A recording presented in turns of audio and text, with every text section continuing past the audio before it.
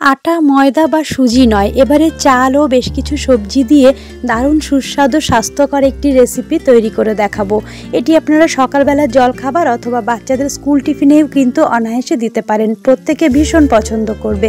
নমস্কার, আমি Lakshmi food and লাইফের আরও একটি নতুন রেসিপিতে আপনাদের সকলকে স্বাগত। সম্পূর্ণ রেসিপি জুড়ে ছোট ছোট টিপস থাকবে, তাই সম্পূর্ণ রেসিপিটি স্কিপ না করে দেখার অনুরোধ রইল। চলুন শুরু করা যাক। প্রথমে আমি এখানে বসিয়ে দিয়েছি একটা কড়াই। এবারে নিয়ে নিয়েছি এইরকম ছোট সাইজের একটা বাটি। এই বাটি মাপ করে আমি জল দিয়ে দিচ্ছি এই বাটির 2 বাটি পরিমাণে। এবারে এই 2 বাটি পরিমাণে জলের সঙ্গে এই বাটিরই 1 বাটি পরিমাণে দেব চালের গুঁড়ো। আমি এখানে নর্মাল বাড়িতে যে সেদ্ধ চাল আমরা রান্না করে ভাত রান্না করে খেয়ে থাকি সেই চালটা নিয়েছি। আপনারা চাইলে আতপ চালও নিতে পারেন বা যে কোনো চাল আপনারা পছন্দ মতো নিতে পারেন। আমি ঘরের চালটাকে গুঁড়ো করে নিয়েছি এখানে। এবারে এই চাল আর জলটাকে একসাথে ভালোভাবে মিশিয়ে চালটাকে সেদ্ধ করে নিতে হবে, টানিয়ে নিতে হবে জলের সাথে। গ্যাসের ফ্লেম এই সময় লোতে রেখেছি, না হলে ঝট করে জলটা টেনে যাবে, চালটা কিন্তু দলা পাকিয়ে থাকবে, সেদ্ধ হবে না। সেই জন্য গ্যাসের ফ্লেম লোতে রেখে নাড়াচাড়া করতে করতে এইভাবে জলটাকে টানিয়ে নিতে হবে চালের মধ্যে, তাতে করে চালটাও কিন্তু সেদ্ধ হয়ে যাবে। তো মোটামুটি এটা করতে খুব বেশি সময় লাগে না, 5 মিনিটের মধ্যেই কিন্তু জল টেনে নিয়ে চালটা এইরকম ডো তৈরি হয়ে যাবে, একটা শক্ত মণ্ড তৈরি হয়ে যাবে।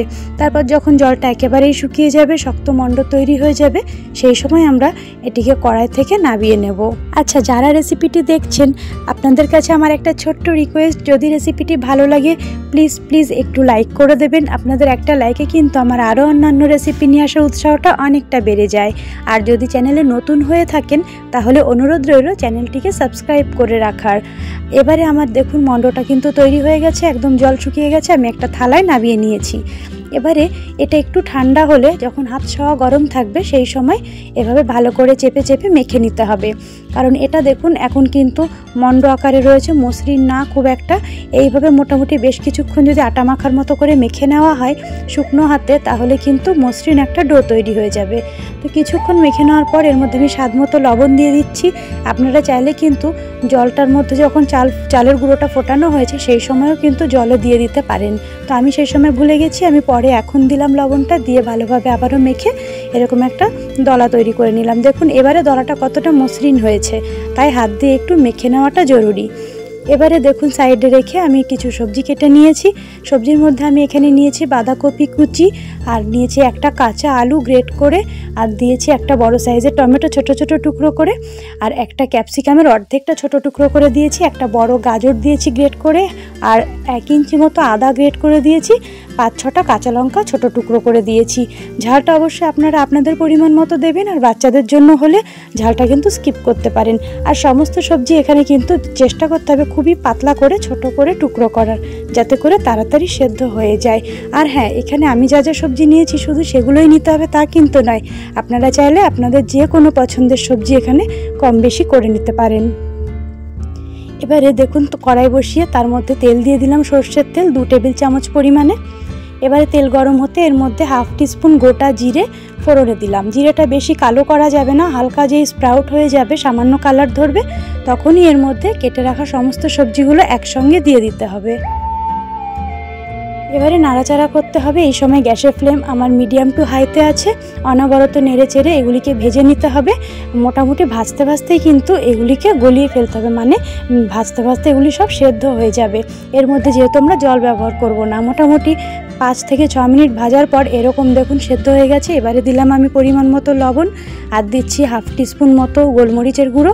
গোলমরিচের গুঁড়োটা এখানে আমি একটু বেশি ব্যবহার করেছি, এই ফ্লেভারটা খুব ভালো লাগে এই রেসিপিতে। আর দিলাম গরম মশলার গুঁড়ো 1 চামচের 3 ভাগের 1 ভাগ পরিমাণে। তারপর সমস্ত কিছু মিশিয়ে নিচ্ছি একসঙ্গে, মিশিয়ে আরও 5-6 মিনিট মতো এটাকে ভেজে নেব। মোটামুটি ভালোভাবে ভাজা করতে হবে, যখন দেখবেন একেবারেই সমস্ত সবজিগুলো গলে গেছে আর সবজির সাইড দিয়ে এরকম দেখুন হালকা তেল ছেড়েছে, তার মানে এর মধ্যে আর কোনো জল নেই, ভালোভাবে ভাজা হয়েছে, সেদ্ধ হয়েছে। এবার এর মধ্যে কিছুটা ধনেপাতা কুচি ছড়িয়ে ধনেপাতাটাকে মিশিয়ে নিয়ে এটিকে নামিয়ে নিচ্ছি। নিয়ে একটা প্লেটের মধ্যে পাতিয়ে দেবো, যাতে তাড়াতাড়ি পুরটা ঠান্ডা হয়ে যায়।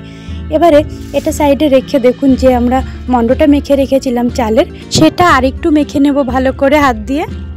তারপর এর থেকে ছোট ছোট করে লেচি কাটবো, যেরকম আমরা পুলি পিঠের জন্য করে থাকি তার থেকে একটু বড় লেচি। দেখুন এই রকম সাইজের লেচি করে নিচ্ছি।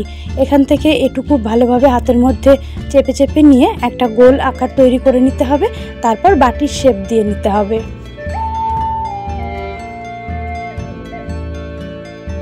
দেখুন এইভাবে আমরা পুলি পিঠেটাও করে থাকি, তো ওই রকমই এরকম বাটির শেপ দিয়ে তার মাঝখানে 1 চামচ পুর দিয়ে দিলাম।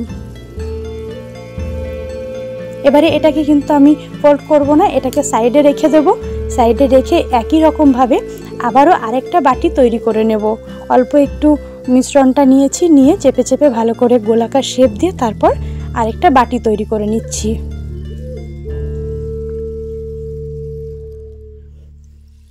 দেখুন এবারে এই বাটির ওপর থেকে আরেকটা বাটি এভাবে চাপা দিয়ে সাইডের অংশগুলো এভাবে হাত দিয়ে চেপে চেপে আটকে দিতে হবে। সাইডের অংশগুলো কিন্তু খুব সহজেই আটকে যাবে, কোনো রকম অসুবিধা হবে না বা খুলে যাওয়ারও কোনো চান্স নেই। এভাবে করে আটকে দিলাম। দেখুন তৈরি হয়ে গেল।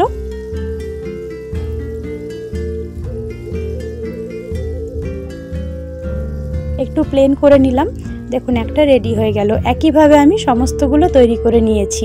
এটা তৈরি করা কিন্তু একেবারেই কোনো কঠিন কাজ নয়, খুবই সহজ, একবার করলেই বুঝতে পারবেন।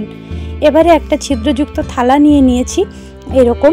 এই থালার মধ্যে সামান্য একটু ঘি আমি মাখিয়ে নিচ্ছি। আপনারা চাইলে এখানে সাদা তেলও মাখিয়ে নিতে পারেন, তবে ঘি দিলে কি একটা সুন্দর গন্ধ আসে, একটা ভালো ফ্লেভার পাওয়া যায়। সেই জন্য আমি সামান্য একটু ঘি এর মধ্যে মাখিয়ে নিলাম, আর যাতে করে ভাপা হওয়ার পর যখন তুলবো তখন আটকে না যায় পাত্রের গায়ে। এবারে এর উপরে একটা একটা করে যে বলগুলো বানিয়েছিলাম সেগুলো বসিয়ে দেব। তবে বলগুলো কিন্তু একটু ফাঁকা ফাঁকা করে দিতে হবে, কারণ যখন ভাপা হবে তখন এগুলো একটু আকারে ফুলে উঠবে। যেহেতু চালের গুঁড়ো, তো একটু কিন্তু আকারে ফুলবে ভাপা হওয়ার পর, সেই জন্য সামান্য ফাঁকা ফাঁকা করে দিতে হবে। এবারে একটা হাঁড়িতে আমি জল গরম বসিয়েছিলাম আগে থেকে, জলটা মোটামুটি গরম হয়ে গেছে। এবারে হাঁড়ির ওপরে এই যে বলের পাত্রটাকে রেখে দিলাম, রেখে দিয়ে ওপর থেকে একটা ঢাকনা চাপা দিয়ে মোটামুটি হাই ফ্লেমে আমি এটাকে 10 থেকে 15 মিনিট ভাপিয়ে নেব। প্রায় 15 মিনিট পর ঢাকনাটা খুলেছি, দেখুন ভাপানো হয়ে গেছে।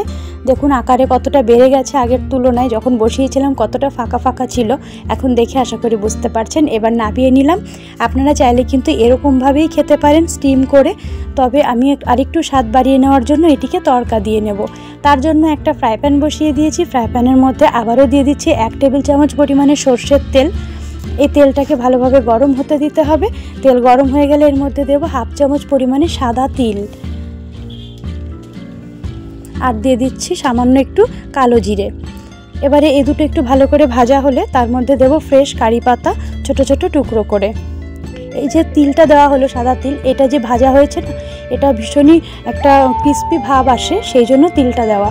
অবশ্যই এটা দেওয়ার চেষ্টা করবেন। আর তারপর এর মধ্যে সমস্ত বলগুলো দিয়ে দিচ্ছি, দিয়ে উল্টে পাল্টে একটু কালার ধরিয়ে ভেজে নেব।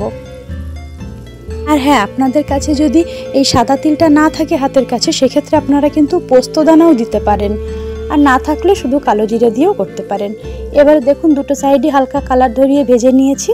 এবারে আমি এগুলিকে তুলে নিচ্ছি। তারপর আমি ধনেপাতার চাটনি আর টমেটো কেচাপের সাথে পরিবেশন করেছিলাম।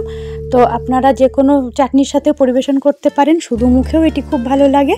একটা আমি কেটে দেখাচ্ছি, দেখুন ভেতরে পুরটার কি অবস্থা আছে। এই দেখুন ভেতরটা পুরো পুড়ে ঠাসা। এটি কিন্তু খেতে খুবই ভালো লাগে, আর সম্পূর্ণ স্বাস্থ্যকর উপকরণেই কিন্তু এটি তৈরি। কোনো রকম হেলথের কোনো চিন্তা নেই, বাচ্চা থেকে বড় প্রত্যেকেই খেতে পারে। তো আজকের রেসিপিটি এই পর্যন্তই। এই রেসিপিটি যদি আপনাদের ভালো লাগে তাহলে প্লিজ একটা লাইক করবেন, আর এভাবে যদি বাড়িতে বানিয়ে থাকেন তাহলে আমাকে কমেন্ট সেকশনে জানাতে ভুলবেন না আপনাদের খেয়ে কেমন লেগেছে। আর এরকম আরও ছোট বড় রেসিপির ভিডিও পেতে প্লিজ চ্যানেলটিকে সাবস্ক্রাইব করে রাখবেন। ধন্যবাদ।